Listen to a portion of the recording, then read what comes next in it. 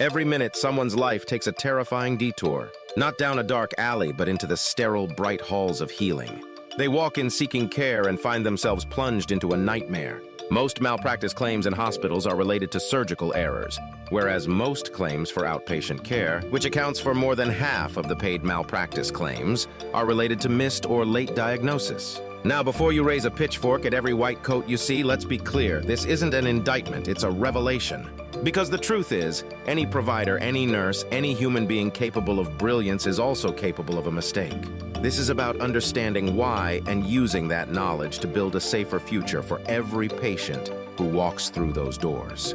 Welcome to FHEA's Scrubs and Subpoenas, Tales from the Witness Stand, a podcast where we'll peel back the sterile sheets and delve into the real stories of medical malpractice. Each episode, a cautionary tale, a blueprint for change, a reminder that even in the darkest corners of human error, there's a light. The light of knowledge, the light of empathy, the light of a future where healthcare becomes not a gamble, but a guarantee. So join us as we dissect the mistakes, illuminate the flaws, and ultimately learn to heal not just bodies, but the very system itself. Hello and welcome to another episode of Scrubs and Subpoenas, Tales from the Witness Stand. I'm your host, Jonna Emil, and joining me is our FHA faculty member and expert witness, Dr. Sally Miller. Dr. Sally Miller, how are you? I'm very well, thank you. And you? Very good. Thank you. Thank you. Now, for those of you that just might be tuning in for the first time, Dr. Sally Miller does serve as an expert witness. Now, we talked about this in our early episodes, kind of what an expert witness is, but can you give us a little refresher on what that means? It sounds like you're the smartest person on the bench. That's really not that high of a bar, to be honest with you.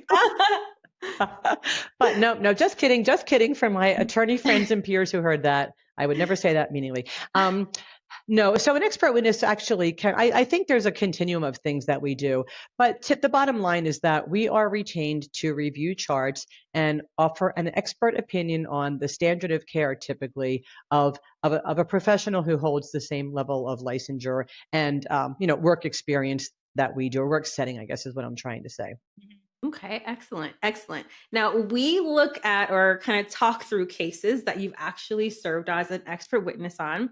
And this is a really good opportunity, not only to hear some of the, I don't want to say bad things, but when things do go wrong, right? Things do go wrong in healthcare, and to dissect that together and to think about like where those opportunities to maybe have made a different decision, to take a different action could have been, so that we can learn from that, right? We can learn from that and practice better, right? Practice, this is the safest level of our ability for our patients and for our healthcare institution as well, right? This is not about kind of pointing the finger and saying, I can't believe that this person did this, right?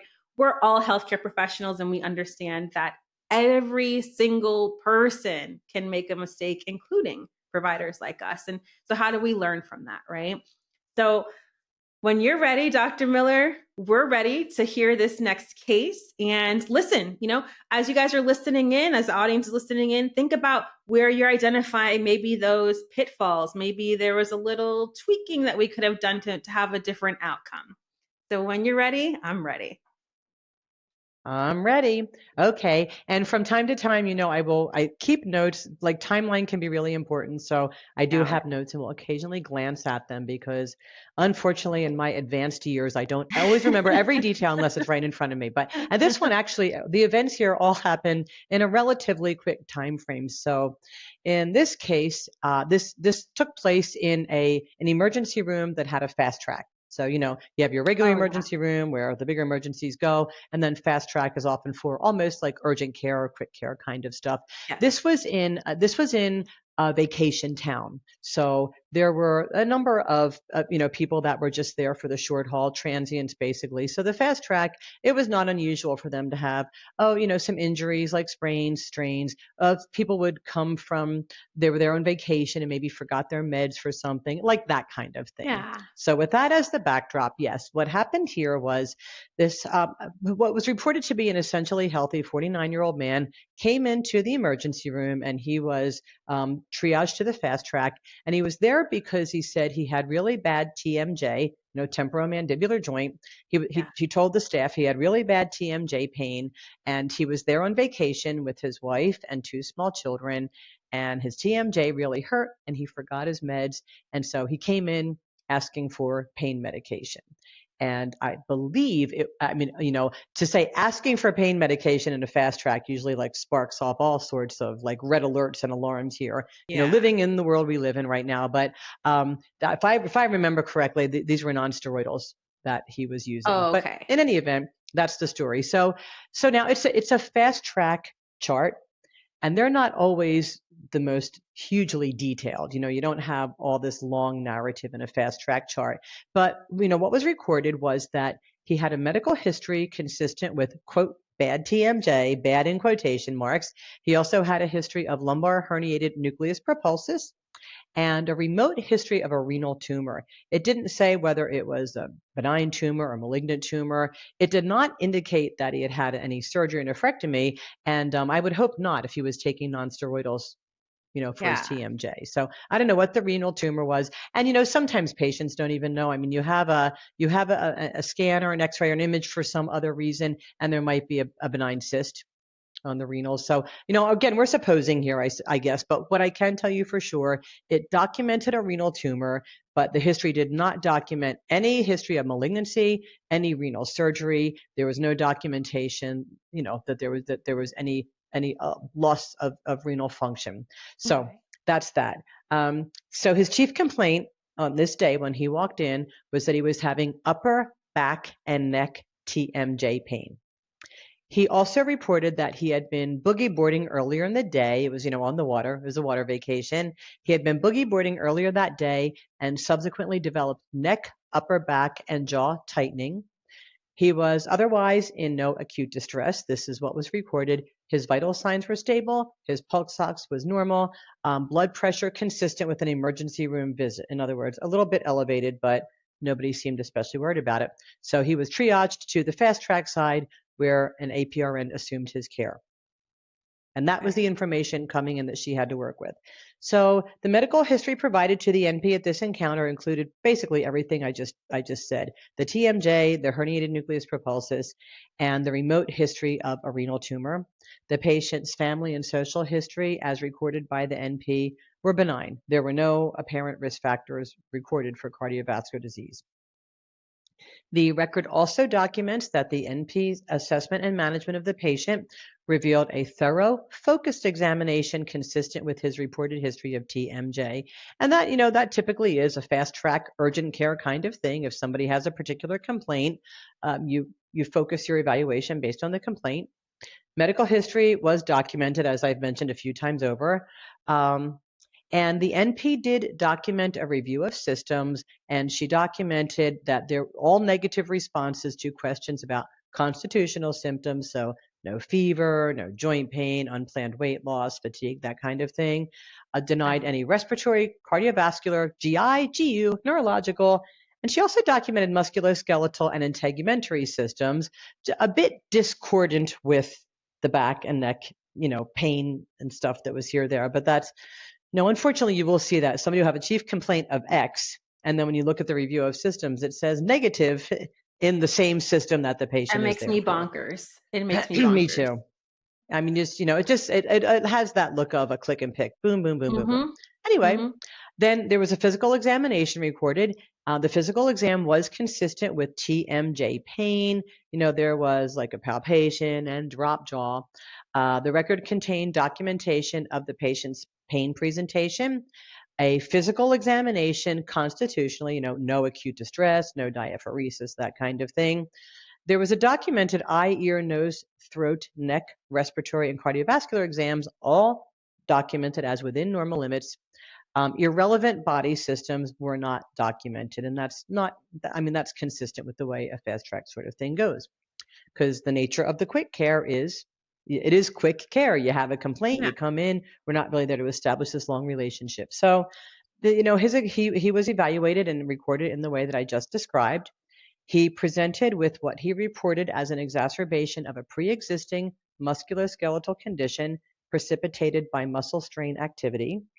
He reported no medical, family, or social risk factors for cardiovascular disease.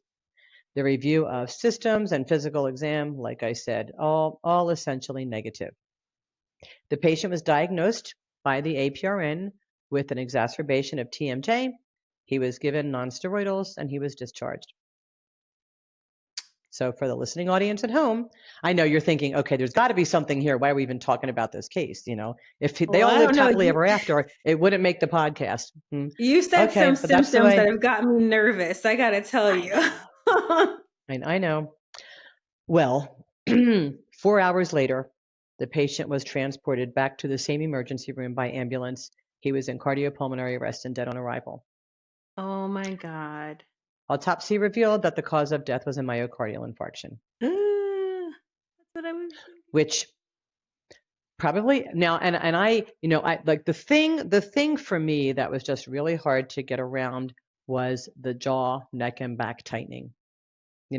Those are cardinal phrases that every nurse learns in basic nursing education about jaw pain. So, so I was retained by defense counsel to ask if I could defend the nurse practitioner.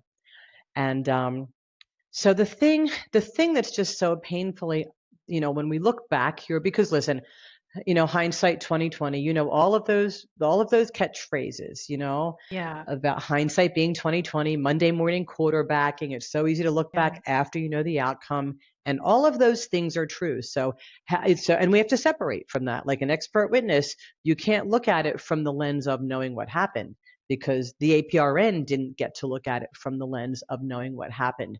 And so, like every case, I went into it very open-minded. But in the end, the thing that's different here, and again, we are not here to judge. It's really just for all of us to learn from, so that these things don't happen to us and our patients in the future. I can totally understand how the APRN got caught in a mindset. I think in another case we talked about anchoring. Does that sound familiar? Or if not, we'll talk about it at some point. Yeah. So anchoring, it's a common phenomenon, common term, thrown around the healthcare world, where we get, like, if there's a diagnosis on the patient's chart, or the patient gives you a diagnosis, it's really easy to fall into that and lose that open-minded initial broad approach. The clinical reasoning process, and this again is taught to every nurse practitioner, every medical student, everybody who makes diagnoses. The clinical decision-making process is supposed to be deductive. You start very broad. I come into you and say, I'm having jaw pain. I have TMJ. But we as the providers are taught to not just go right down that road. That the first thing we do is consider all the potential causes of that symptom in that patient. And some people are thinking, but you'd be there forever. Not really. He's a 49-year-old man. And that does narrow things down a bit. So you do think about whether it's 5 things or 10 things. It should be a broad list, because that's where we start. And then the clinical evaluation narrows things down. The first thing we do is we mentally think, okay, what are all the things that can cause jaw pain? And I start asking questions. The history of present illness. Every question in a history of present illness should be designed to either support or refute that list of differentials, right? And so you ask a lot of questions, and you can get rid of most of them. Most of our diagnoses come from the history. You ask a few questions, you rule out a lot of that stuff, and now you've got a much smaller list of potential things. Then you start doing your physical examination. And sometimes the physical exam will take you to the answer, and sometimes it won't. And then sometimes you need to do other diagnostic studies, and you just move down, down, down. But we have to start broad, because if we don't, it's the nature of that process to narrow down. Like, we don't go this way, we go this way. And if you don't consider all the diagnoses in the beginning, chances are you're going to narrow down. And if it wasn't part of your initial list, you're going to miss it. So we call it anchoring when somebody has a diagnosis and we just get stuck on it and don't think about the broader picture. This kind of stuff happens all the time. Like, patients will tell you, I have migraines. So we start thinking migraine. Or I have reflux. We start thinking reflux. And we have to be careful not to do that. And like I said, I know it's easy to Monday morning quarterback and all that kind of stuff. But if we just hold on to that basic principle of clinical deduction, start broad. It doesn't take long to ask a few questions and start ruling stuff out. And then you have a smaller list, and then you can work with it. In this case, when a 49-year-old man comes in, and what he reported was a history of TMJ, yes, but he also reported that he was having neck, back, and jaw tightening that exacerbated during physical activity. Yeah. And that's really not the nature of TMJ. Now, TMJ can cause, I mean, you'll see reports in different articles about how some people describe it as a tightening. And TMJ can actually reportedly cause, pain that goes all the way down to the upper back and neck and stuff like that. And so it certainly was one differential. So when a 49-year-old man comes in and says, I have really bad neck, jaw, and back pain and tightening, and it started up today while I was boogie boarding, I mean, you have to consider all of the potential causes of that. And since coronary artery disease is the leading cause of morbidity and mortality in the United States, and jaw pain and tightening is a cardinal feature of that, like you just have to consider it. And I mean, it's just, you have to consider it and not, and again, I found myself, I mean, in fact, one day I'll share you the story. It wasn't a lawsuit, but I sort of got anchored into a thing and missed something, and the patient's appendix perforated. And I mean, Oh, thank no. God he didn't. Yeah, I will share that one with you sometime. So I'm not judging here, because we all are, we're just in the day to day, we're all subject to that. It's just so easy to fall down that rabbit hole. And the point of sharing this story is that I'll bet everybody listening can think of a time when they did it. I can think of a time when I just, was anchored in and didn't think the big picture. And Yeah. that's why I don't do it anymore, because now I'm aware of it Wow. and aware of how it can go. So the real, the real concern here is that the other piece that we are all driven in school is about theory. And even though, like, many APRNs are not that into theory, we were more the doers. We want to do procedures and cool stuff and order things. We're like, oh, theory, whatever. But theory really does drive how we practice. And those, like Maslow's hierarchy, the Yep. basic needs for safety first, right? If you have to choose between a couple things, you have to go the safe route first. And in a situation like this, when this 49-year-old man presents with these symptoms, we have to consider CAD. And in an emergency room department, it's really hard to imagine not getting an EKG, because it's right there. A 49-year-old man comes in and says, I'm having neck, back, and jaw tightening, and it got worse today when I was exercising. That's consistent with exertional pain, and that's like the demographic that is at greatest risk for it. So a 12-lead ECG. Now, again, we are making some suppositions here, but there are certain things based on evidence that we can assume. We can assume that since he died of cardiopulmonary arrest 4 hours later, that he was having an MI when he came in. I mean, of course, one of the defense counsel was like, well, how do we know for sure it was an MI? We can't prove it was an MI. Well, no, we can't. I mean, he could have been coincidentally having exertional TMJ pain 4 hours before he died of a massive coronary artery event. But logical clinical reasoning would suggest that what he was feeling 4 hours earlier was the beginning of his infarction. Any reasonable person would see it that way, and that's part of the standard. And then the other assumption is that it would have been evident on a 12-lead ECG.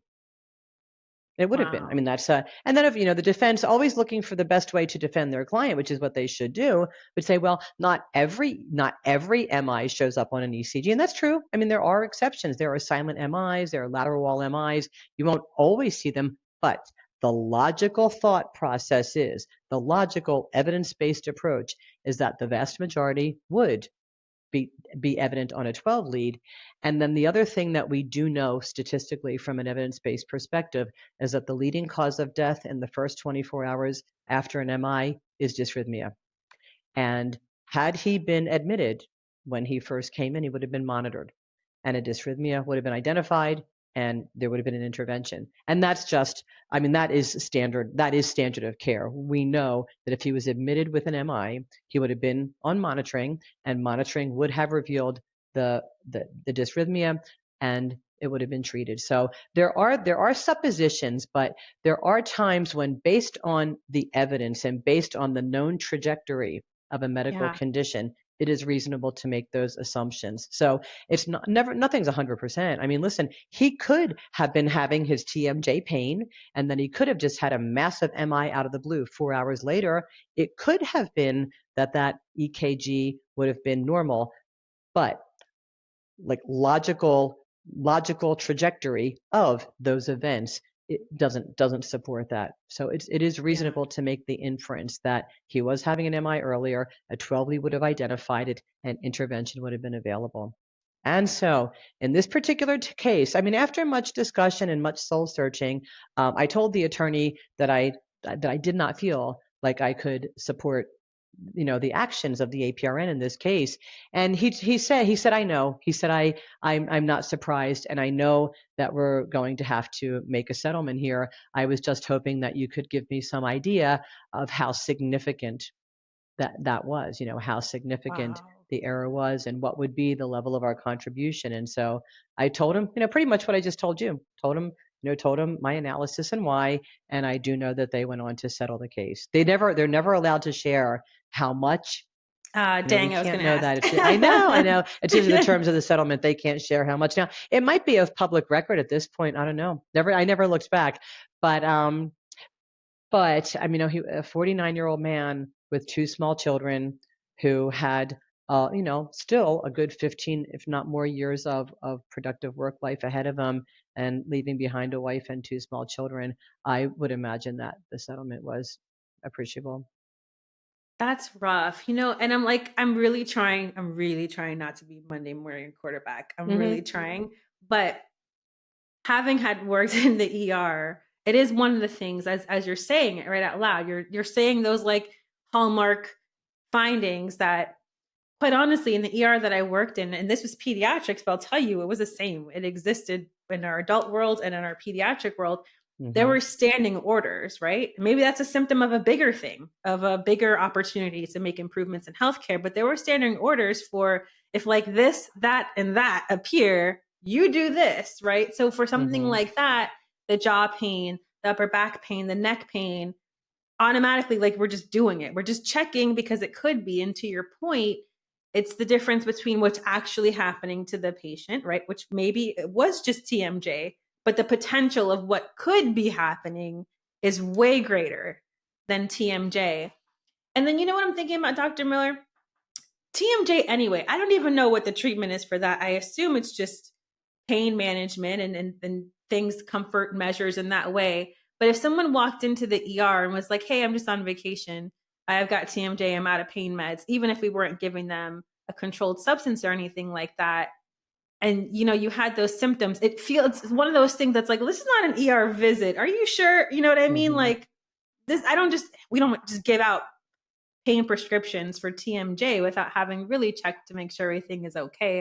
And even and then now I'm just adding to it, even that like this isn't something more sketchy, right? Like a patient comes in and says they got TMJ and they need pain meds, and you're like, do Hmm. you really? Do you really have TMJ? Is that really what's going on?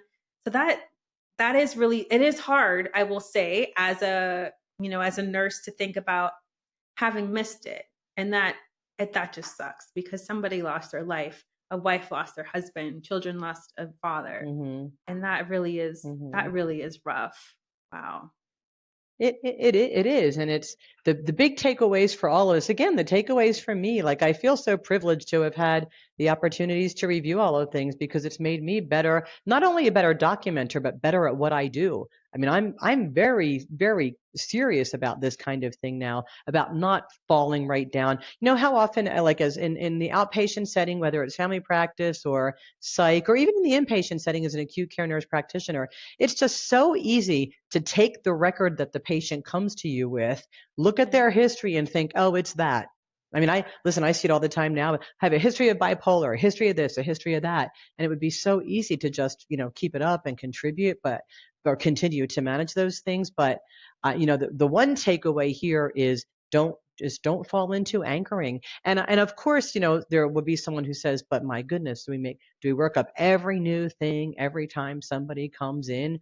Well, in a Yeah. situation like this, yeah, when it's a new patient to you, it's really a challenge when they tell you a diagnosis, because remember, now in the days of Google, and everybody's Googling stuff, and Mhm. people will all the time tell you what they have, and then we find out it's because Dr. Google supported that Yep. diagnosis. And sometimes they got it right. I mean, I've learned things from patients who were very bright and knew how to research it and came in with good info, but we always have to have an open mind, and just be skeptical about that. We just can't accept any of it at face value. And again, it doesn't mean you have to spend 5 hours. Just to step back and go, okay, well, hold on, 49-year-old male, jaw tightness.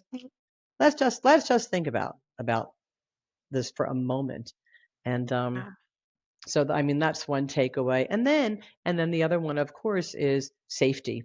No, if of there is course. the remotest possibility that something could be more seriously wrong, but we do balance it, because also in APRN programs now, there's a real emphasis on not shotgunning, not ordering everything ever in the whole world.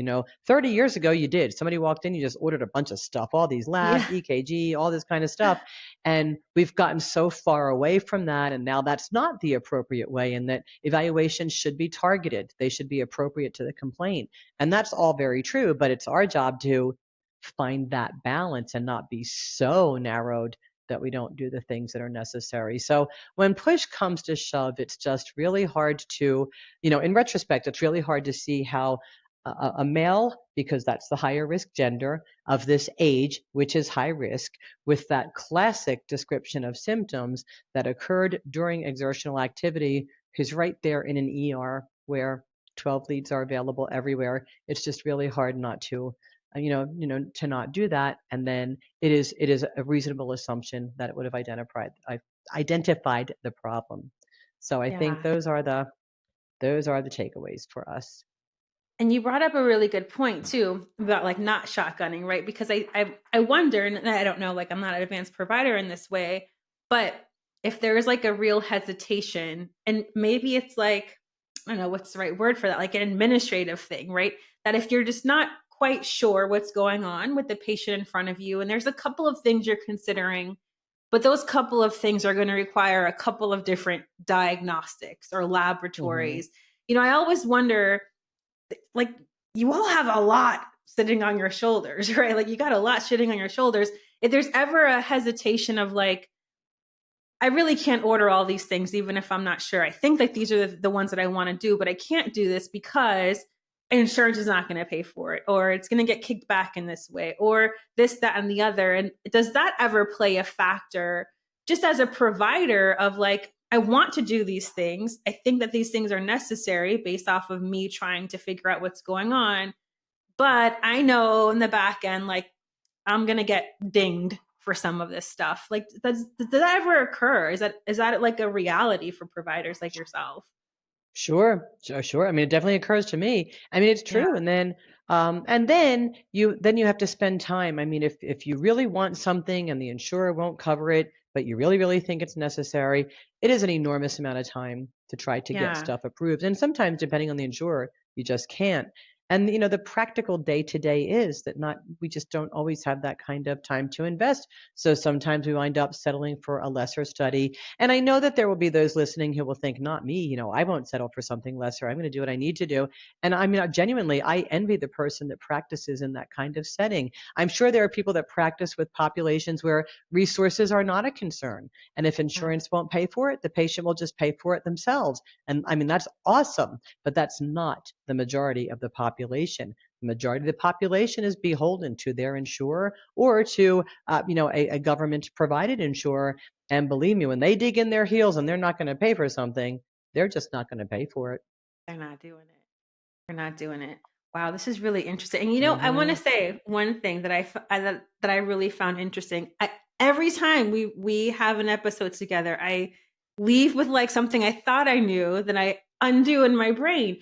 But what was really ringing in my head a lot was the jaw pain, right? When you talked about TMJ, and I promise in my head I learned that that was a hallmark sign for women, like specifically women. And so having really hear that this is a true thing that has occurred, like a real symptom that was present in a man, this was the first time, and I know it sounds silly, but it was the first time that I've heard it presented in a man, because I remember learning in women, in women, in women, in women. And that's an important thing. This was an important takeaway for me, that these like typical hallmark symptoms that we think are so specific to like a certain type of person are not always. They're not always. And if it is a symptom of a problem, like check it on any single person, right? Like check it just to be safe. Oh, absolutely. Jaw pain and chin pain I've Yeah. seen as a presentation. Wow. One man, just his chin kept hurting, and like he went to the dentist. He thought it was like a weird teeth thing, and just his chin. That was the thing he was complaining about, and it turned out to be angina. Wow. Wow. That Hmm. is really incredible. Thank you, Dr. Miller, for sharing this story. This was an unfortunate ending for sure, but Yeah, a lot to be learned here. I really appreciate you sharing this story. always a pleasure. Absolutely. And thank you all for tuning in and listening. We hope that you found this story educational, right? And that you enjoyed hearing this, and hopefully have some takeaways that you can also, start to employ in your own practice. And if you liked what you heard and you want to hear some more podcasts that we have going on, check out our other offerings on FHA.com. Goodbye for now.